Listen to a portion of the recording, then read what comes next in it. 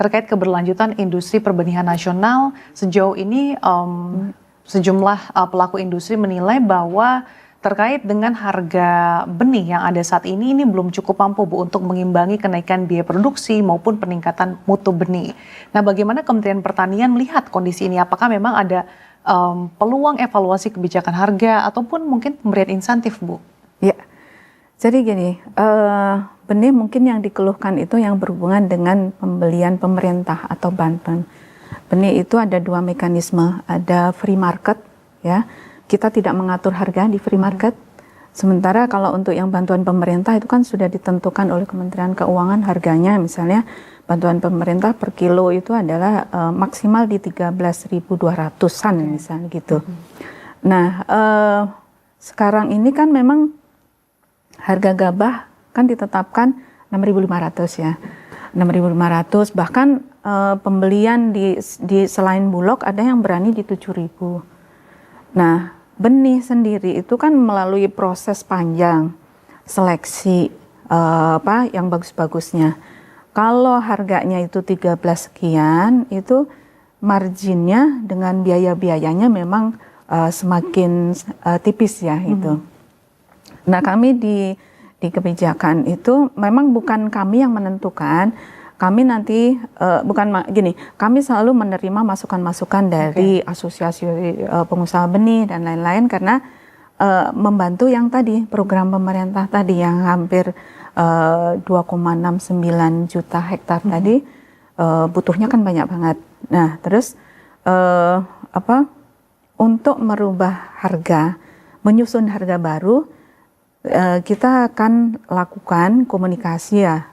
Bentuknya mungkin diskusi, bukan FGD, dengan BPKP, dengan Irjen, dengan Bappenas, dengan DJA dan juga lingkup Kementan sendiri. Nanti akan dilihat apakah ya dari proses produksinya gimana biayanya itu. Kemudian survei di lapang benar tidak gitu. Jadi ada masukan nih dari teman-teman misalnya dari Asbenindo atau dari SAS atau dari asosiasi lainnya menyatakan bahwa ini sudah susah kami kalau bantuan pemerintah sekian tidak bisa, kami sulit apalagi dalam waktu yang cepat. Berarti kan harus ada terstruktur waktu persediaan dan lain. Karena industri benih itu benar-benar harus diperhatikan mulai dari pendaftaran ke BPSB si pengusaha tadi atau penangkar. Kemudian dilakukan pengecekan ini sampai panen. Begitu panen akan dilakukan seleksi ya sampai dihasilkan benih yang oke, akhirnya dikeluarkan labelnya. Ya, jadi komunikasi dua arah terus dibangun ya Bu antar pelaku industri di dalamnya. Nah, kemudian yang tentunya juga menjadi perhatian adalah bagaimana Kementan juga mendorong agar pengembangan varietas unggul yang selama ini sudah dilakukan bisa semakin adaptif. Karena kan tantangannya saat ini bukan lagi hanya berbicara soal curah hujan atau cuaca panas, tapi terkait dengan perubahan iklim, kekeringan, banjir ini kan menjadi suatu hal yang patut diantisipasi, Bu.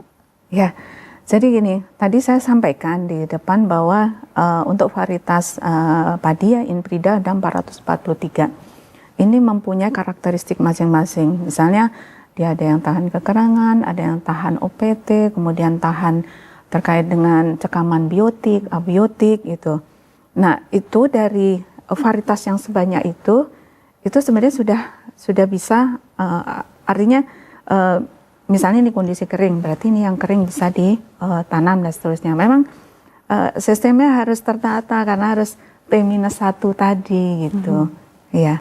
Jadi untuk yang kekhawatiran misalnya yang tahan OPT organisme pengganggu ini sudah diciptakan oleh teman-teman pemulia. Oke. Tapi untuk komoditasnya apakah sudah cukup beragam atau masih terkonsentrasi di padi saja, Bu? Terutama untuk pajale ya, padi jagung kedelai yang utama sudah. Tapi untuk yang umbi-umbian ya ubi kayu, ubi jalar pun itu juga terus dikembangkan oleh teman-teman di BRMP aneka umbi, kalau kacang-kacangan di aneka kacang dan seterusnya gitu. Jadi terus tentu saja kami ini kan ibaratnya yang Direktorat Teknis yang menggunakan mengadaptasikan memanfaatkan dari produk-produk dari teman-teman semuanya. Gitu. Dan tentunya dengan kondisi perubahan cuaca atau iklim yang semakin dinamis, industri pertanian ini kan semakin dituntut untuk responsif ya Bu ya. Nah, apakah Anda melihat sistem perbenihan nasional saat ini sudah cukup responsif Bu dalam menyediakan benih yang mungkin sesuai dengan karakter wilayah maupun perubahan musim tanam, ataupun masih ada pembenahan mendasar yang perlu dibenahi Bu? Iya, yang perlu dibenahi adalah bagaimana kita mengatur tadi. Kan tadi tergantung preferensi preferensi. Terus kemudian kita sudah memprediksi musim pertama ini berarti banyak hujan, berarti varietas-varietas yang tahan genangan. Kemudian musim kedua ini antara pancarobanya, berarti ini varietas-varietas ini yang cocok.